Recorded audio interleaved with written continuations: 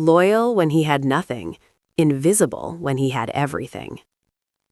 The apartment smelled perpetually of instant coffee and damp drywall.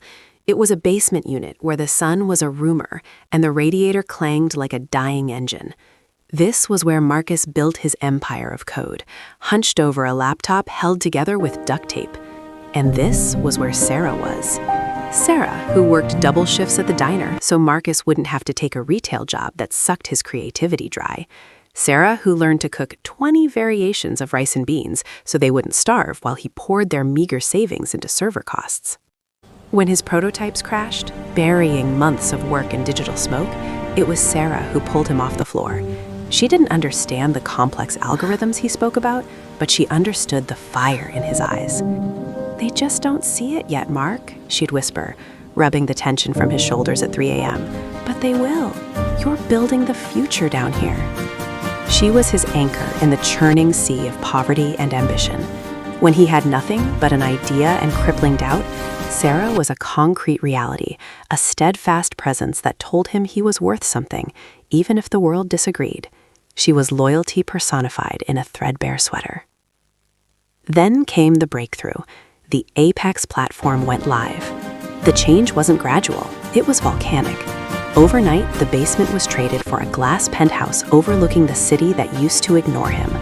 The duct-taped laptop was replaced by sleek, brushed aluminum devices in every room. The smell of damp drywall vanished under the sense of expensive leather and imported orchids.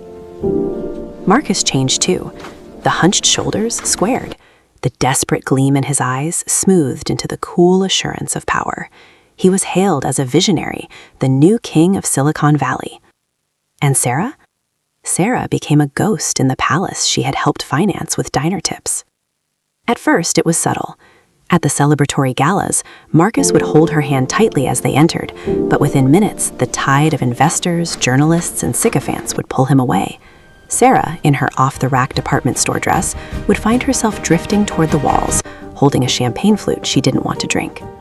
When she tried to talk to him about his day, his eyes would glaze over. He spoke a new language now, metrics, acquisitions, market shares, that he didn't have the patience to translate for her. "It's complicated, Sarah," he'd say, checking one of his 3 phones. "You wouldn't enjoy the details." The late-night shoulder rubs were replaced by late nights alone. Marcus was always optimizing, always networking in places where Sarah's quiet authenticity felt like a smudge on a polished lens. His new friends were shiny and sharp. They laughed too loud at his jokes and agreed with everything he said. They loved Marcus the billionaire. They had never met Marcus the desperate coder in the basement, and they didn't care to. Sarah realized with a hollow ache that she had become a relic of a time she wanted to forget. She was a living reminder of his vulnerability, a stain of poverty on his pristine new life. When he had nothing, her belief filled the room.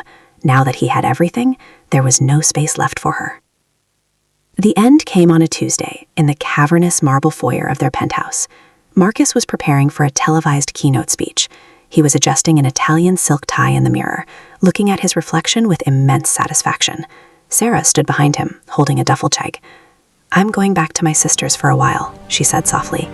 Marcus didn't turn around. He was fussing with the knot. "Oh, okay. Need money for the flight? Just ask my assistant. She'll handle it." "No, Marcus, I don't need your money." Something in her tone made him pause. He met her eyes in the mirror. For a second, just a fraction of a second, the old Marcus flickered behind the new facade, the terrified boy in the basement. "What's wrong?" he asked, bewildered. "Sarah, look around. We won. We have everything we ever talked about." "You have everything," she corrected gently, hefting the bag onto her shoulder. "You have an entire world applauding you now, Marcus. You don't need the one person who clapped when the room was empty." She walked out the door, the click of the latch echoing loudly in the vast, expensive silence. Marcus stared at the closed door, surrounded by his awards, his wealth, and his breathtaking view of the city. He had everything, and for the first time since the basement years, he felt completely, utterly poor.